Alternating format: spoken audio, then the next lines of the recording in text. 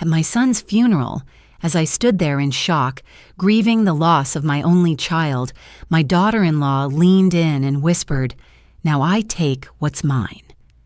In that moment, grief turned to something else, something much darker. I'm Olga, 68 years old, and for years I thought I was part of their family. But everything changed that day. How could someone I welcomed into my life be so cold? Was I just invisible to them all along? Have you ever felt like someone close to you took advantage of you when you were most vulnerable? Share your thoughts. I'd love to hear what you think. At my son's funeral, my daughter-in-law leaned in and whispered, "Now I take what's mine." And just like that, grief turned into something else. The funeral home in Santa Rosa was too quiet, the kind of hush that demanded reverence yet offered no comfort. The air smelled of lilies and old wood polish. Every footstep across the carpeted floor felt exaggerated, like the world tiptoed around my sorrow. I sat in the front pew, my back straight despite the weight of everything I carried. Beside me, Elizabeth sniffled delicately, dabbing her cheek with a monogrammed handkerchief. Her black dress hugged her frame perfectly, her posture poised, an image of composure. Too perfect, I thought. Noah's casket rested a few feet away, surrounded by white roses and photographs from his life. Baby Noah in my arms, Noah on his first bike, Noah at his wedding, our Noah. My boy, my only child. I reached out and touched the smooth wood of the casket, my fingers trembling. He had only been gone 3 days. I hadn't cried yet, not really. Tears threatened constantly, but they felt trapped behind some dam inside me, blocked by disbelief or sheer exhaustion. Elizabeth leaned closer, her perfume floral and sharp. Her breath grazed my ear as she whispered, "After today, we move on. Things will change." I turned to her, unsure if I had heard right. Her eyes were red but dry. I nodded stiffly. What else could I do? Noah once told me, "Mom, you'll always have a place here." He had no idea how soon I'd need to believe that. Now, sitting alone in a house full of strangers offering casseroles and sympathy, his words haunted me. A funeral director approached with soft footsteps. "Mrs. Harrison?" he murmured. "Would you like a glass of water?" I nodded. My throat felt like sandpaper. As I waited, I looked around. Friends from Noah's architecture firm stood in small clusters, speaking in low tones. Neighbors I barely knew offered gentle nods. Elizabeth's family hovered in the back, whispering. Everyone was here to mourn Noah, but no one seemed to see me. Was I invisible to my own family, even at my son's funeral? My knees ached as I stood. I needed my medication. The bottle was in my purse, and the restroom was down the hall. I walked slowly, each step deliberate, my cane tapping softly against the tile floor. As I turned a corner near the alcove where people went to smoke, I heard Elizabeth's voice. "God, I thought this day would never end. Everyone telling me how sorry they are, asking what they can do." She gave a short, mirthless laugh, as if I need their pity. Another woman laughed gently. "At least it's almost over." "Exactly. After this, I finally get my life back," Elizabeth said, "and I get to finally get rid of that old shrew." I froze. There was a pause. Then someone asked, "Olga?" "Of course, Olga," Elizabeth replied, her voice tinged with something I'd never heard before, contempt. "Noah insisted she live with us after Harold died. She has nowhere else to go, Liz. She's all alone, Liz.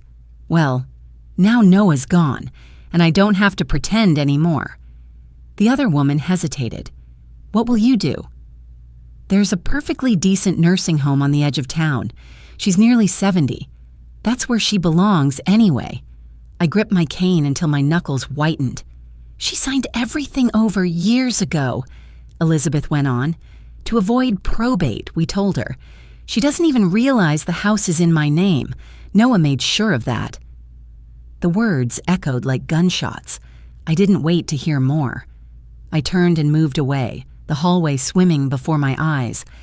I found an empty chair near the chapel and sat down heavily, heart pounding. How could I have been so blind? Back in the viewing room, I resumed my place beside Noah's casket. Elizabeth returned shortly after, her expression serene. She slid her arm through mine and whispered, "We'll get through this together, Olga." I didn't answer. I stared straight ahead, numb. I thought I had known her. I thought she loved Noah with her whole heart. I thought she cared about me, too. But clearly she had been waiting for this moment, a chance to push me aside. As the service resumed, someone handed me a glass of water. I accepted it with a quiet "thank you" and placed it carefully on the pew beside me, the soft clink of the glass on wood louder than anything else in the room. No one noticed the change in my posture, the way I no longer bowed my head, the way my eyes stopped looking lost. I sat through the rest of the funeral like a statue, letting others speak of Noah, letting others cry. Elizabeth clutched Ethan and Lily during the final hymn, her voice trembling as she mouthed the words. She played her part perfectly, but I knew better now. I remembered the times she scheduled family dinners on the same nights as my bridge club, the sighs when I asked for help with my phone, the way she watched me with guarded eyes every time I was alone with the children. Elizabeth was always curating her home, her marriage, even her grief, and in her carefully arranged version of life, I was clutter to be cleared. Noah, my sweet boy. He would never have wanted this. As the casket was lowered into the ground later that afternoon, I stood motionless, the wind tugging gently at my coat. Ethan stood beside me, holding my hand, confused but brave. I squeezed his fingers and whispered, "We're going to be okay." Because we would be, somehow. That night, as I lay in the guest bedroom, the one Elizabeth insisted was mine but always felt borrowed, I couldn't sleep. Her words kept circling my thoughts. She belongs in a nursing home anyway. But there was one thing Elizabeth didn't know. Noah had told me something, days before he passed, something I hadn't fully understood at the time, something he said in a rare moment of clarity between the medications and the pain. "Mom," he'd whispered, gripping my hand. I changed the will. I hadn't asked what he meant. I just nodded through the tears. Now I understood. I didn't say anything. Not yet. Tomorrow the will would speak for me. Everyone had advice. Pack, forget, move on. But they hadn't heard what I had. The house felt unfamiliar in its silence. For 5 years, this place had been home, or at least I had convinced myself it was. A sleek, open-concept house with cold marble floors and spotless quartz countertops. Everything white, gray, beige. Modern, Elizabeth called it. Lifeless, I often thought. The kind of place where you wiped away fingerprints before they were even made. I moved slowly through the kitchen, my cane tapping against the tile. The late morning sun streamed through the tall windows, falling onto a pristine table set with untouched breakfast plates. I had lost my appetite days ago. Still, I made tea. The kettle's whistle was the only sound in the house, apart from the faint rustle of wind outside and the steady drip of the faucet that needed tightening, something Noah would have fixed. The memory of his voice drifted back. "If anything happens to me," he once said during a quiet afternoon last year, "don't let anyone push you aside, Mom." I had smiled then, brushing it off, but he had insisted. "Promise me." I reached for the family photo above the fireplace. Elizabeth had arranged it in a clean silver frame, all of us at Lake Tahoe 2 summers ago. Noah stood tall in the center, arms around Ethan and Lily, me at one end, Elizabeth at the other. She wore sunglasses that day. You couldn't see her eyes. Now I looked at that photo and wondered, had I missed the signs even then? I wandered into the living room, the echo of my footsteps too loud against the hardwood floor. The house was too big, too empty without Noah. But it wasn't grief that filled me now. It was unease. After the funeral, Elizabeth hadn't said much, but her movements had changed, more curt, more businesslike. That morning, she had handed me a list of things I might want to start thinking about. "Assisted living options in the area," she said, placing the papers neatly on my nightstand. "Just to give you some ideas. No rush, of course." No rush. She had barely waited 3 days. I didn't respond. Not then. I simply folded the papers in half and tucked them into the drawer, next to a bottle of arthritis cream and the last note Noah had written me. "Mom, you've always been my anchor." The kettle clicked off. I poured the hot water over a tea bag, the steam rising like a breath I hadn't been able to take since the funeral. My fingers trembled as I gripped the cup. Was I truly so dependent on them? On her? After Harold died, I'd sold our house, a warm, lived-in place with creaky floors and a garden he loved, and given the money to Noah and Elizabeth. They said it was safer that way, smarter. "We'll invest it, Mom," Elizabeth had promised, "for your future, so you never have to worry." I hadn't worried. Not once. Until now. I stared out the window toward the backyard. The pool sparkled. The outdoor kitchen gleamed. This house had been remodeled with money from the home Harold and I built together, but none of it had my name on it. Had I handed over my life and signed away my voice? I sat on the couch, letting the tea cool, when I heard footsteps on the stairs. Ethan appeared, his face pale but calm. He was only 13, but taller than me now, with the same serious eyes Noah had at that age. "Hey, Grandma," he said quietly. "Hi, sweetheart." He walked over and sat beside me. For a few seconds, neither of us spoke. Then he pulled something from his hoodie pocket and handed it to me. It was a photo. Just Noah and me. At his college graduation. I was beaming, proud. He had one arm thrown around my shoulders, smiling like he had the whole world ahead of him. "I found it in Dad's desk," Ethan said. "He kept it in the top drawer." I touched the edges of the picture gently. "Thank you," I whispered. My throat tightened. "Dad said you were the anchor," Ethan said suddenly. "Are you okay?" I looked at him, really looked. His eyes shimmered, but he didn't cry. He just waited, hoping I'd say something that made sense. "I'm still here," I finally said, "and I'm trying." He nodded slowly, then stood. "Lunch is almost ready. Mom made soup." I smiled faintly. "I'll be there soon." He walked back upstairs. I stayed seated, staring at the photo. For a moment, I almost forgot where I was. Then I remembered. I reached for my purse to put the photo away, and that's when I saw it. Elizabeth's phone. She must have left it there when she came down earlier. It vibrated softly. A preview message flashed across the screen. "Ryan, can't wait to see you again. Last time was amazing." My breath caught. Ryan?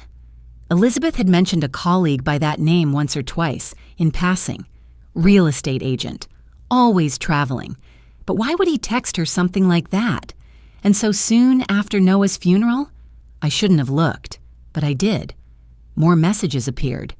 "Miss you already. Next weekend? Don't forget the papers, you promised. Once the house is clear, we're free." The phone vibrated again, then went dark. I set it down carefully, my hand shaking. The silence around me buzzed louder than before. Noah had been sick for months.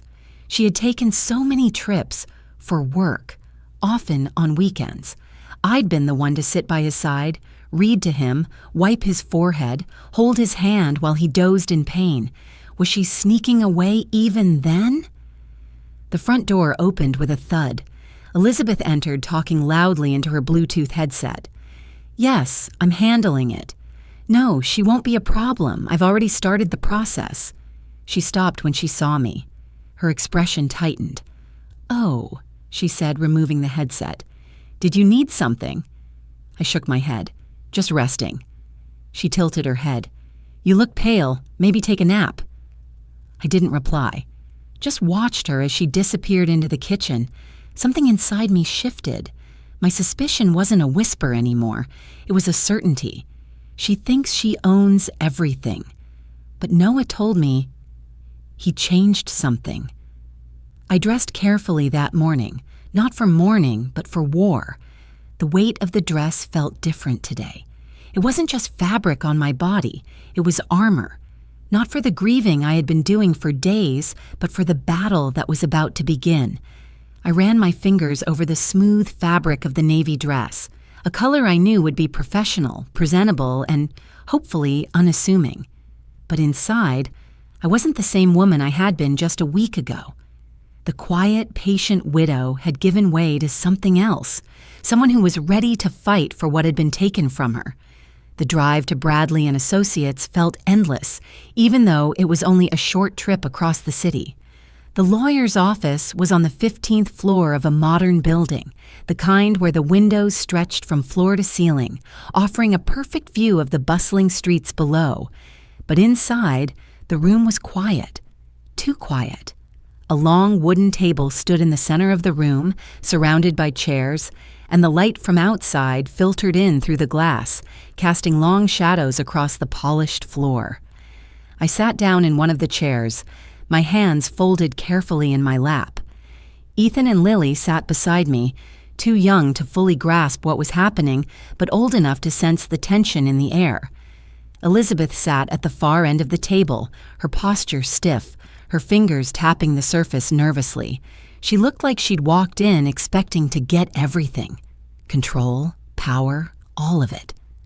Mr. Bradley entered the room with a calm demeanor, his footsteps steady and measured.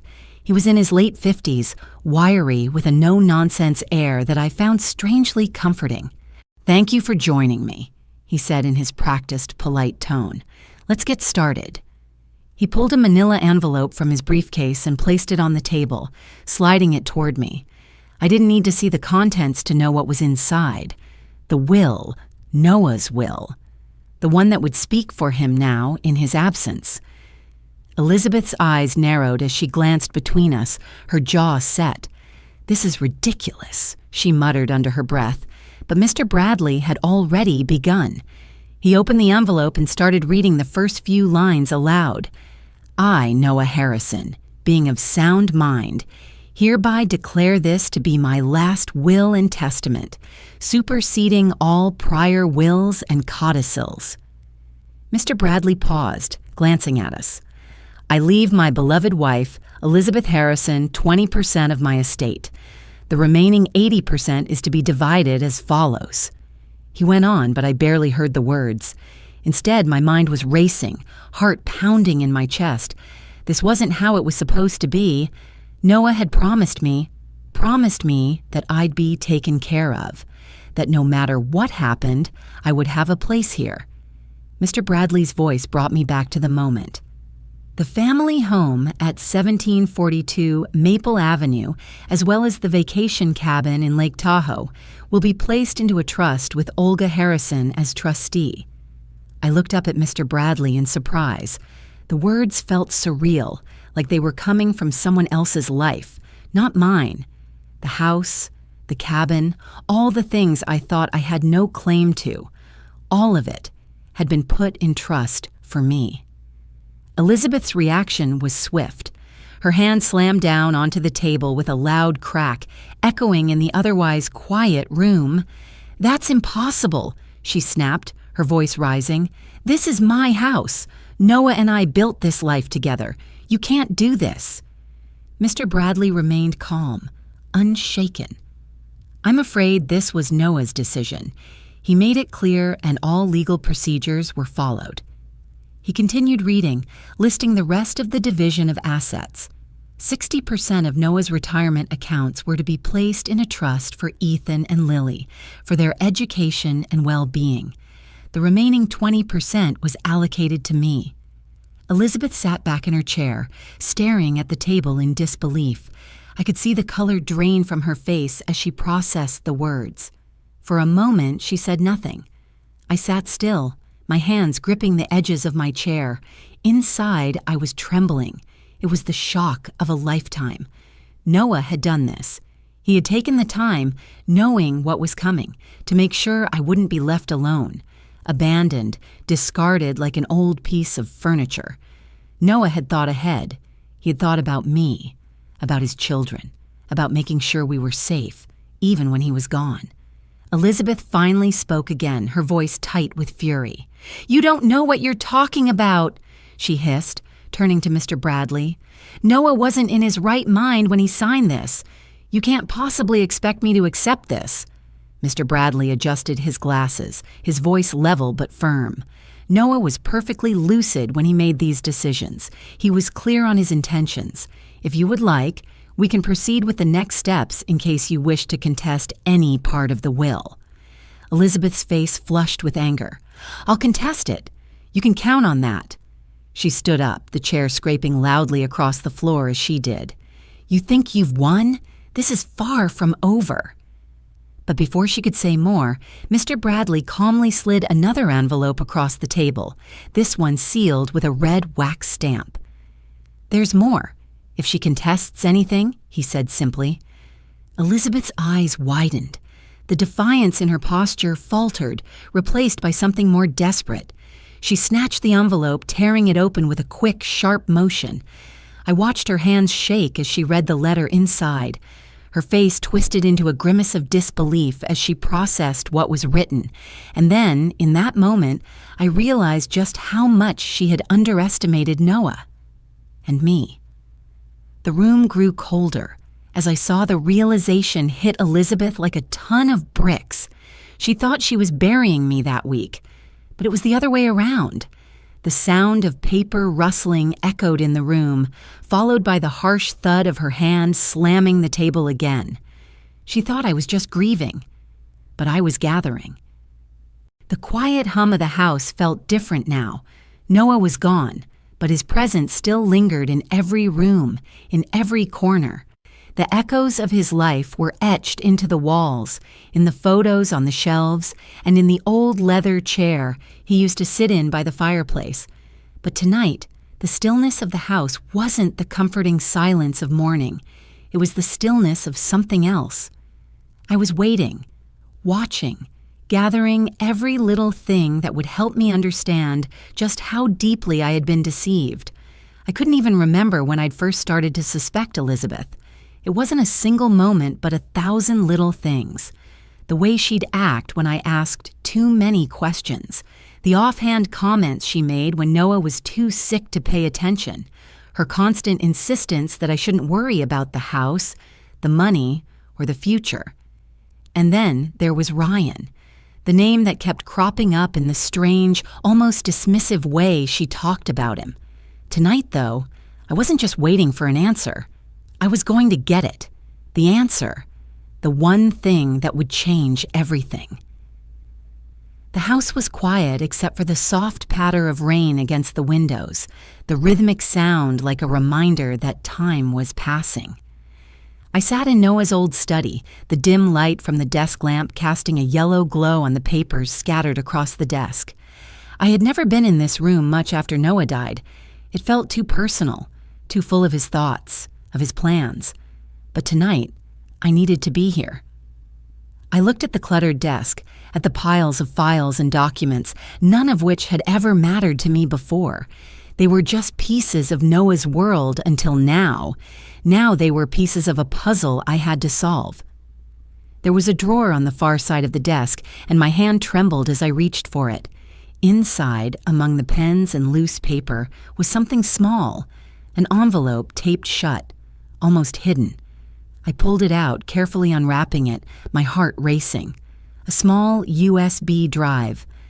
I stared at it for a long moment. I hadn't expected to find something like this, something that felt like a key to a door I'd never intended to open.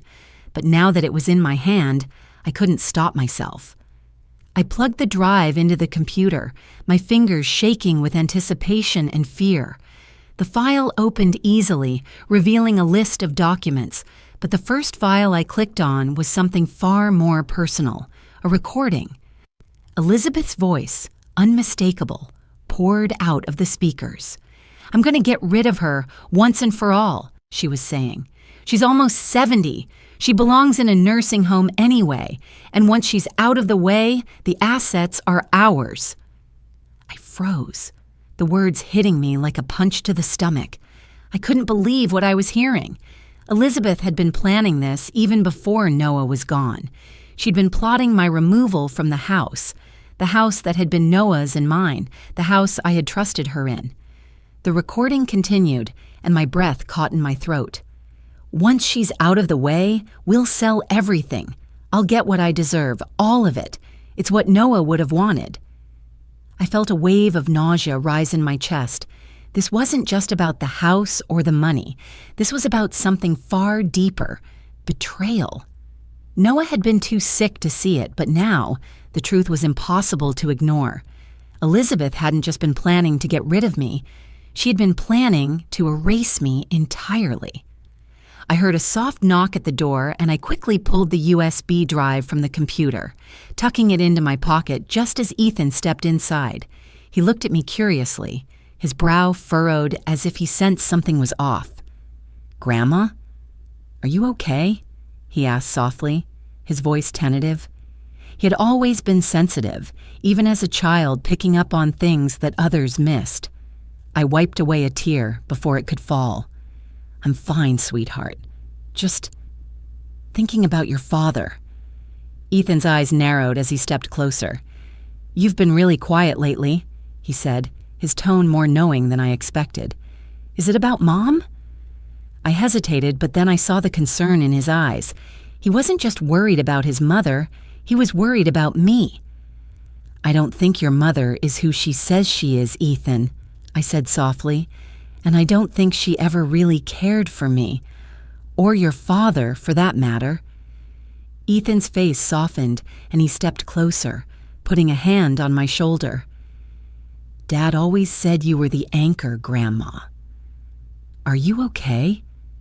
His words cut through me, the sharp pain of remembering how Noah had always been there for me, how he had always tried to keep us together. But now I realized he had been trying to protect me in ways I hadn't even understood at the time. "I don't know, Ethan," I whispered. "I'm not sure I've ever really been seen."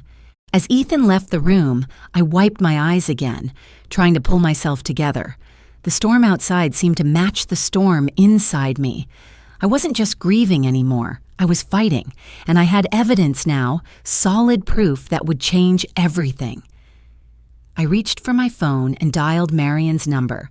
She had been my friend for years, and now I needed her help more than ever. The phone rang 3 times before she picked up. "Olga," she said, her voice warm but cautious. "What's wrong?" "I don't just have a case, Marion," I said, my voice steady now. "I have evidence." There was a pause on the other end of the line, and I could almost hear her take a sharp breath. "Send it to me," she said, a note of resolve creeping into her voice. "And don't worry, we'll fix this. We'll make sure Elizabeth can't do any more damage." I hung up and turned to look out the window. The rain had stopped, but the weight of what I had learned felt heavier than the storm had ever been. I wasn't afraid of Elizabeth anymore. Not after hearing what she'd planned, what she'd done behind closed doors. Let her come for me.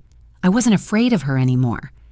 As I sat there in the quiet, the hum of the computer still in my ears, one question echoed in my mind. Did she ever see me as family, or just as furniture? They say the truth will set you free, but first it will rip you apart in front of a judge. The courtroom was silent save for the low murmur of voices, the rustle of papers, and the rhythmic tap of the judge's gavel as she settled into her seat. The air felt thick, heavy with anticipation and tension. On one side of the room, Elizabeth sat in her crisp, immaculate suit, her face pale but set in an expression of tight control, as if she could will the situation into submission. Across from her, I sat upright and steady, determined to show no sign of the fear that had been gripping me in the quiet moments before. In a way, I had already lost so much. But today, I wasn't losing my voice. Today, I would make sure that no one could ever treat me as invisible again.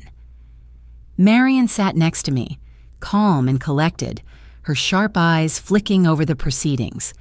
She had been the one to guide me through this madness, her experience in elder law and probate cases a steady hand on my trembling one. I could feel her confidence, but the doubt in my own heart was harder to quiet. What if this wasn't enough? What if the lies that Elizabeth had spun so carefully could still win? "Olga Harrison," the prosecutor called, and I stood without hesitation, walking to the witness stand. The cold light of the courtroom seemed even harsher now, more unforgiving as I faced the sea of eyes. The judge, stern and poised, looked at me with a mix of understanding and neutrality. She had been through this countless times, but I knew that for me, this was everything. The questions began, and the room seemed to shrink around me, the words becoming distant. I answered each question clearly, calmly, but inside, my heart was pounding. They wanted to know if I was sure of what I remembered, if I truly understood what had happened. But how could they not see the truth? My memories were sharp, every detail seared into my mind. "Yes," I said firmly when asked if I remembered the documents I had signed. "I signed them. I thought it was routine. I trusted them." The lawyer's next question was a low blow, one designed to make me doubt myself. "So you're claiming that you didn't know about your son's intentions when he signed the final documents?" I stood taller. "No, I didn't know. But that doesn't mean I didn't understand his heart. I knew my son. And I knew the house and the cabin were his final gift to me, to protect me, to keep me safe." I let the words sink in. The courtroom was still as I spoke, but it was what came next that truly made the room hold its breath. "Ms. Harrison," the prosecutor continued, "do you know what your son did before he passed away? Do you know what arrangements he made for you?" I nodded slowly. "Yes. He told me, quietly, before he died.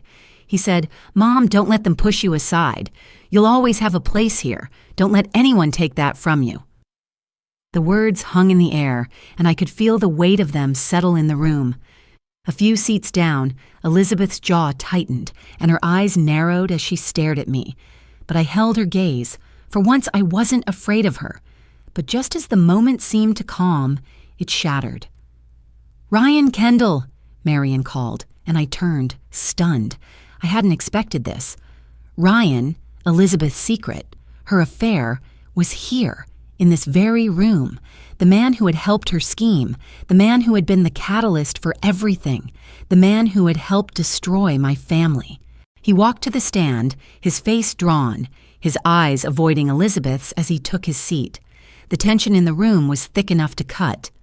"Mr. Kendall," Marion began, her voice steady and strong, "please tell the court how long you and Elizabeth Harrison were involved." Ryan hesitated, his voice quiet but clear when he answered.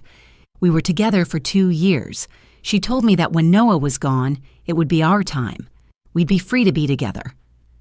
The words hit like a bombshell. The entire room seemed to freeze, and I saw the color drain from Elizabeth's face. She opened her mouth to speak, but no words came out. "That's impossible!" she shouted, her voice trembling with rage. "You traitor!" Her outburst was met with silence, but I could see it in her eyes. The panic, the fear of losing control. She had never expected Ryan to betray her like this, to expose the truth. But now, there was no denying it. Everything she had worked so hard to hide was coming into the light. From the corner of my eye, I saw Ethan's face, his usual composure shattered. His eyes were wide, his hands clenched tightly into fists as he stood and faced his mother. "You lied to us, Mom," he said, his voice thick with emotion, the betrayal clearly eating at him. Lily stood behind him, tears streaming down her face, unable to speak. She had seen too much, heard too much. The family she had once trusted was falling apart, and she couldn't understand how her mother had let it happen. Marion spoke up again, her voice cutting through the tension. "Your Honor," she said, "we have something else to present." She turned and nodded toward the files on the table. With a swift motion, she pulled out the final piece of evidence, the recording of Elizabeth's conversation. "Here's the final proof," she said, as the room went quiet again. The recording began, and Elizabeth's voice came through the speakers, cold and calculated. "Once the old bat's out, it's our money. It's all ours. We can sell the house, the cabin, everything. And then we can finally live the life we deserve." I watched as Elizabeth's face went white. She didn't speak, but her fury was written in every line of her face. Her hands shook, and her breath came in ragged gasps. The judge leaned forward, her expression unreadable. "I will make my decision by the end of the week," she said, her voice calm, but her eyes never leaving Elizabeth. I knew that the verdict had already been decided in her mind. It was only a matter of time. As we left the courtroom, the weight of everything that had happened pressed down on me. I had won, but at what cost? Even if I lost the case, I had already won my voice back. In the silence of the hallway, I looked at Marion, my old friend and trusted ally. "How many truths must a woman bury before she digs herself out?" I whispered, knowing the answer was already clear. They thought I'd fade away. Instead, I bloomed. The house on Maple Avenue felt like a dream now, a life I had reclaimed, a space where I could breathe, truly breathe, for the first time in years. Noah's absence lingered, yes, but not as a burden. His presence was still here, in the walls, in the rooms filled with the faint scent of flowers and the lingering hum of memories. It had been 2 years since he'd passed, but his love, his strength, his protection, his will to ensure that I would never be powerless again, was as alive in me as it had ever been. I stood in the kitchen stirring a pot of stew, the same way I had done for Noah all those years. The smell of garlic and onions filled the air, mixing with the fresh scent of herbs from the small garden outside. Lily stood beside me, her small hands carefully rolling dough for biscuits. "Grandma, I drew something for Dad," she said, her voice soft and reverent, as though she were holding a secret. I looked down at the sketch she handed me, a drawing of the new cabin she wanted to build. The proportions were a little off and the lines were a little rough, but there was something about it, something about her that made my heart swell. "He would have loved this," I said, my voice thick. My son had always been the one to dream up the designs, to see beauty in the smallest details. Lily's talent was a gift he would have cherished, and I did too. As I placed the drawing on the counter, Ethan walked into the room, his face more mature than I remembered. He was growing into the man Noah had always believed he would be, confident and focused. "I'll take over the company one day for him," he said, his voice steady, his eyes full of determination. I couldn't help but smile, pride swelling in my chest. Noah had built something important with his hands, something that would outlive him. But now, it was Ethan's turn. It was a heavy responsibility, but he was ready for it. I could see it in the way he carried himself now, in the way he spoke about the future. Ethan and Lily had both grown so much. The therapist we'd been seeing together had helped them understand the hurt they'd endured, helped us all understand how to move forward together. But it wasn't just therapy that had healed us. It was the small moments, like this one, the quiet moments where we came together as a family. I was still teaching Lily how to make Noah's favorite meals. She was getting better at it, just like I had over the years. When she added the final touch to the stew, I could see the pride in her eyes. She had always been a little hesitant around the kitchen, but now it was as though she were bringing a part of Noah back to life with every meal. "You remember how to make his meatloaf, right?" I asked, the question hanging in the air between us like a quiet request. She nodded, her face set in concentration. "It's easy," she said, and the sound of her voice, so sure, reminded me so much of Noah. He'd always been the one to teach her how to season the meat just right. It was the little things that made it feel like he was still here with us, in the way she talked about him, in the way she carried on his love of cooking. The phone rang, breaking the moment. It was a brief conversation with Elizabeth, one that was nothing but perfunctory. "I got my 20%, she said flatly, her voice void of emotion. "I'm moving to Phoenix, taking the kids. You're welcome to visit." She didn't ask about Ethan or Lily. She never did. Her absence in their lives was becoming more obvious each day. "She's gone, Grandma," Ethan said later that evening, his voice distant as he sat beside me on the porch swing. He had been the one to get the call from her a few days ago, a reminder of how little she truly cared. She'll never get what she wants from us. I didn't say anything in response. What could I say? Elizabeth had made her choices, and now she would live with them. Her decision to abandon Ethan and Lily was one she would have to carry, even if she never acknowledged it. The children were healing, and that was all that mattered now. As I sat beside Ethan, the sound of the wind rustling through the trees around the cabin reminded me of how far we had come. From the chaos of the funeral to the courtroom battles to the quiet rebuilding we were doing now, it had all led to this. We were a family again. Not just by blood, but by choice. And it was stronger than it had ever been. There was no bitterness in my heart, no rage. Only a peaceful acceptance of the path we had been forced to walk, but one that had led us back to each other. Elizabeth had taken her 20% and moved on, leaving the rest behind. The house, the cabin, everything Noah had worked for was ours now. And more than that, the future was ours. I wasn't looking for revenge. In fact, I didn't believe in revenge at all. What I believed in was peace. Peace with myself. Peace with my children, peace with the life Noah had given me. We sat at the dinner table that evening, just the three of us, Ethan, Lily, and I. The table was simple, just like the meals we shared, but it was everything we needed. The laughter, the conversation, the quiet moments of contentment, they were the real treasures, the things that couldn't be taken away.